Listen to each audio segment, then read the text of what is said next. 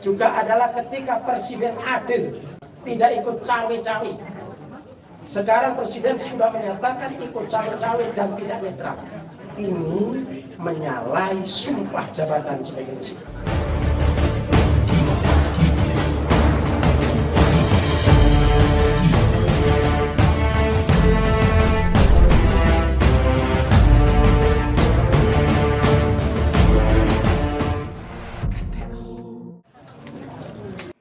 Selamat siang, saya Patrick Soroman dari KPA News. Mencermati keadaan negara seperti ini, belum berada pernyataan mengenai presiden yang tervensi. Mungkin ada kemungkinan impeachment. Kita sudah menyalahi konstitusi. Dan kedua, di mana sikap para relawan terhadap intimidasi yang terjadi di daerah-daerah dan para ketua-ketua partai Demokrat di daerah Seri Manado. Mereka tidak berani, kayak Demokrat saudara tidak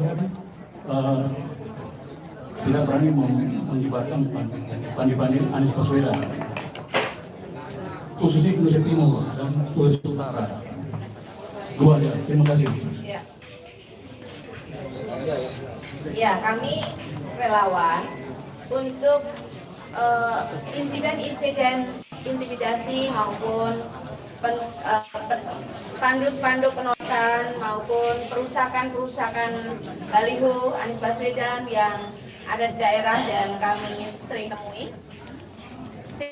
Sikap kami adalah bahwa kita jika ada kejadian dan kita tahu, kita melaporkan kepada polisi, misalnya untuk adanya perobekan atau misalnya jika kita mengetahui ada spanduk penolakan, sehingga kita tetap berpegang pada aturan hukum. Artinya kita tidak membalas dengan cara yang sama, mengikuti anjuran Pak Anies Baswedan bahwa kita akan selalu bersikap sesuai koridor hukum. Dan kami percaya bahwa polisi akan bertindak tanpa berpihak ya. Itu untuk kasus intimidasi. Kemudian yang kedua, terhadap kasus-kasus yang jika ada intimidasi, kami juga selalu mengatakan kepada relawan untuk selalu jangan membalas dengan cara-cara intimidasi yang sama, karena kita adalah relawan yang ingin menjaga agar pemilu berjalan aman, jujur, dan fair. Sehingga kalaupun misalnya ada hal-hal yang melanggar hukum, maka kita berpedoman untuk melaporkannya kepada penegak hukum. Itu yang lain yang soal intervensi, mungkin Bu Soya bisa menjawabnya.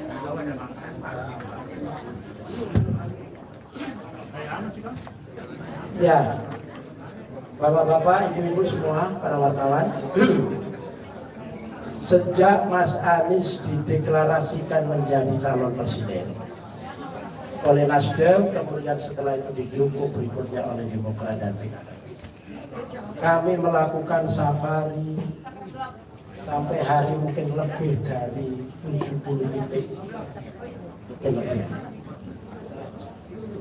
Setiap kita melakukan safari, hampir seluruh kegiatan itu ada gangguan di lapangan. Dalam bentuk spanduk penolakan, dalam bentuk demonstrasi penolakan, dalam bentuk baliho diturunkan, disobek-sobek, dan kemudian dalam bentuk ketika kita sudah punya izin di sebuah tempat dibatalkan, dan macam-macam.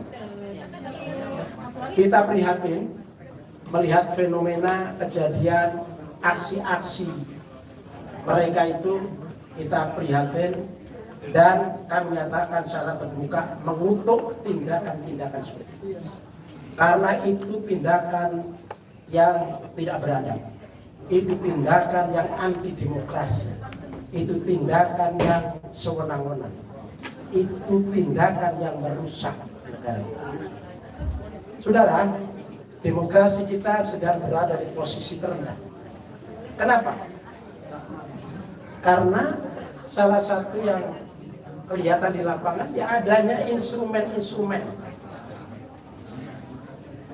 Entah itu oknum, entah itu masyarakat, entah itu mobilisasi dari oknum pemerintah, instrumen negara yang melakukan tindakan seperti itu bagian dari mencederai. Padahal kita ingin demokrasi kita naik. Indikasi demokrasi kita itu dan dalam pemilu jurdil itu adalah satu, KPU Bawaslu bertindak berlaku secara profesional, proporsional, punya integritas dan seterusnya. Aparatur negara, intelijen negara, polisi, tentara, mereka berjalan sesuai dengan tupoksi, tidak masuk pada wilayah-wilayah politik praktis. Indikasi demokrasi juga adalah ketika presiden adil, tidak ikut cawe-cawe. Sekarang presiden sudah menyatakan ikut cawe-cawe dan tidak netral. Ini menyalahi sumpah jabatan sebagai presiden, menyalahi nilai-nilai yang harus ditegakkan oleh presiden. Presiden itu wasit, dia harus berdiri di atas semua politik. Dia harus memberi kesempatan semua calon presiden, semua calon partai politik yang ikut berlaku.